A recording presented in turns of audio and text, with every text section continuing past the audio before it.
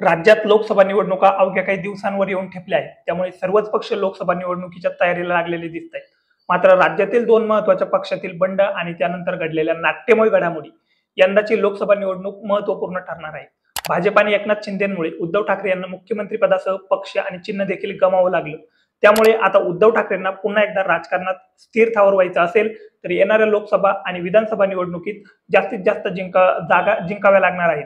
त्यासाठी उद्धव ठाकरे इतर पक्षांच्या तुलनेत जरा आधीच लोकसभा निवडणुकीच्या तयारीला लागलेत. कारण महायुतीमध्ये आणि महाविकास आघाडीमध्ये जागा वाटपावरून गोंधळ सुरू असतानाच ठाकरे गटाने आपल्या 11 मतदारसंघांमध्ये उमेदवारांची नावं देखील निश्चित केली.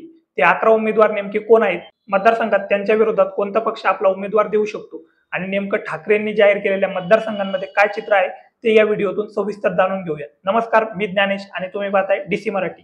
पहिला मतदारसंघ आहे ईशान्य मुंबई. ईशान्य मुंबईतून ठाकरे गटाने संजय दिना पाटील यांना उमेदवारी देण्याचा निर्णय घेतला. ईशान्य मुंबईत सध्या भाजपचे मनोज कोटक हे खासदार आहेत. या मतदारसंघातून संजय दिना पाटील यांनी राष्ट्रवादी काँग्रेस पक्षाच्या तिकिटावर 2009 आणि 2014 आणि 2019 अशा 3 निवडणुका लढवल्या. 2009 मधील निवडणुकीत संजय दिना पाटील यांनी विजय मिळवला होता. 2019च्या पराभवानंतर संजय दिना पाटील यांनी शिवसेनेत प्रवेश केला होता. महाविकास आघाडी त्या जागेवर शरद पवार गटाने दावा केला होता. मात्र ठाकरेंनी संजय दिना पाटील यांच्या नावाची घोषणा करून त्या जागेवर शिक्कामोर्तब केलं. या मतदारसंघात वंचितची मतं निर्णायक ठरतात असा इतिहास आहे. अगदी गेल्या निवडणुकीत देखील वंचितच्या उमेदवाराला सुमारे 75,000 मतं मिळाली होती. ईशान्य मुंबईत मतदारसंघातील रेल्वे, झोपडपट्ट्यांचा विकास, वाहतूक हे प्रश्न वर्षानुवर्षे आहेत आणि शिवाजीनगर, मानखुर्द मधील झोपडपट्टीमधील प्रश्नही सुटलेले नाहीत.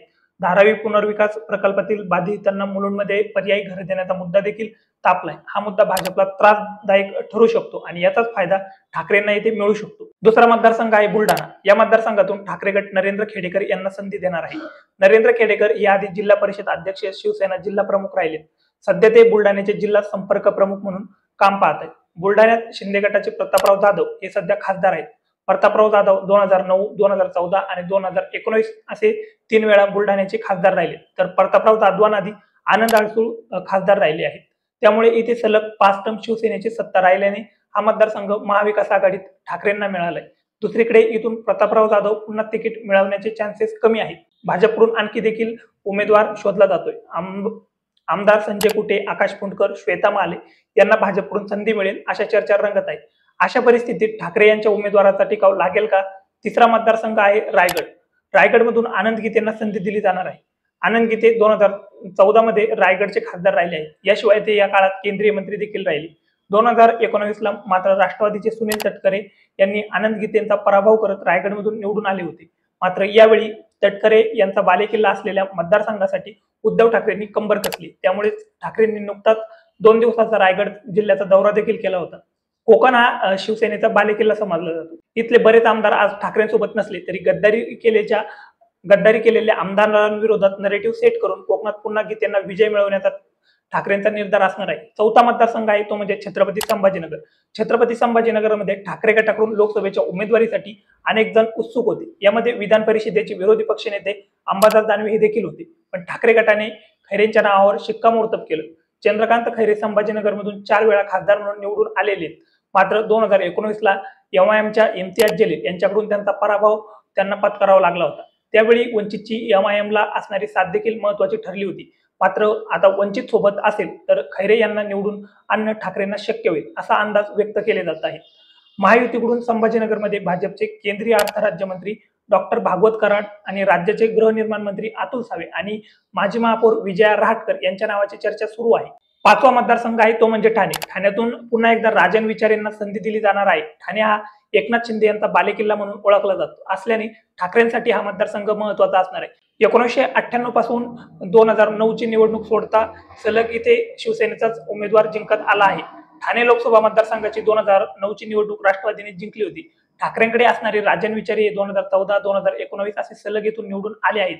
इथे जर ठाकरेंनी अपेक्षित यश मिळवलं तर तो शिंदेसाठी धक्का ठरू शकतो. 6वा मतदारसंघ आहे रत्नागिरी सिंधुदुर्ग. रत्नागिरी सिंधुदुर्गमध्ये ठाकरेंनी विनायक राऊत यांच्या नावावर शिक्कामोर्तब केलं.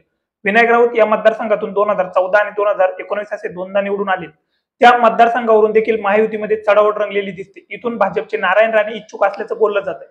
तर दुसरीकडे शिंदे गटाचे नेते उदय सामंत यांचे बंधू किरण सामंत देखील रत्नागिरी सिंधुदुर्ग मतदारसंघातून लढण्यासाठी उत्सुक आहे. थोडक्यात भाजपकडून येथे उमेदवारीचा संभ्रम आहे, तर ठाकरेंनी मात्र उमेदवारी देऊन आधीच बाजी मारली.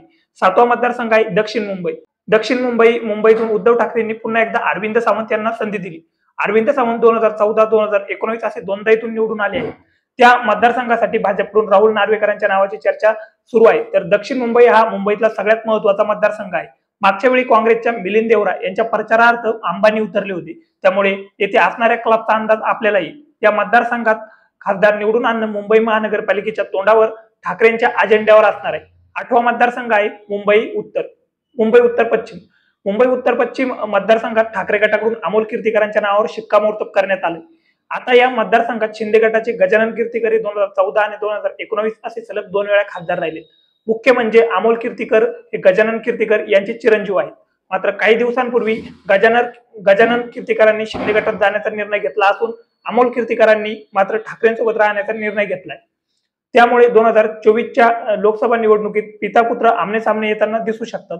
त्यानंतरचा मतदारसंघ आहे धाराशिव मधून ठाकरे गटाकडून ओमप्रकाश राजे निंबाळकर यांचं नाव जाहीर करण्यात आलं आहे. ओमप्रकाश राजे निंबाळकर 2014 ला धाराशिव मतदारसंघाचे आमदार राहिले आहेत. त्यानंतर 2019 ला त्यांना शिवसेनेकडून धाराशिव लोकसभेचं तिकीट देण्यात आलं. निवडणुकीत त्यांना जगजितसिंह राणा पाटील यांचा त्यांनी पराभव केला होता. 2014 ला इथून शिवसेनेचे रवींद्र गायकवाड निवडून आले होते. आता रवींद्र गायकवाड शिंदे गटात गेले असून त्यांनी मतदारसंघावर दावा केलाय. याच मतदारसंघात भाजपच्या राणा जगजितसिंह यांनी देखील दावा केलाय. पुढचा मतदारसंघ आहे तो शिर्डी लोकसभा मतदारसंघासाठी ठाकरेंनी भाऊसाहेब वागचौरे यांना संधी दिली. 2009 ला भाऊसाहेब वागचौरे शिर्डीचे खासदार राहिले.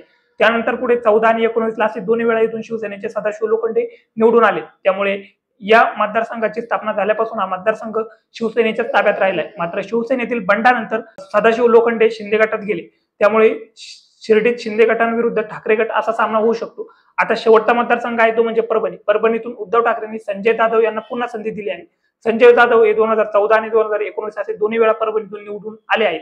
महत्वाचं म्हणजे पक्षातील बंडानंतर देखील संजय जाधव यांनी उद्धव ठाकरेंसोबत राहण्याचा निर्णय घेतला. परभणी हा मतदारसंघ शिवसेनेच्या ताब्यात असल्याने येथे महायुतीकडून शिंदे गट दावा ठोकू शकतो. त्यामुळे परभणी लोकसभा मतदारसंघातील ठाकरे गटांविरुद्ध शिंदे गट असा सामना रंगू शकतो. एकूणच सध्या फिक्स केलेली ही 11 नावं पाहता ठाकरे गटाने जुने आणि विश्वासू चेहऱ्यांना पुन्हा एकदा संधी दिलेली पाहायला मिळते. त्यापैकी बहुतांश मतदारसंघात ठाकरे विरुद्ध शिंदे गट असाच सामना रंगण्याची शक्यता आहे.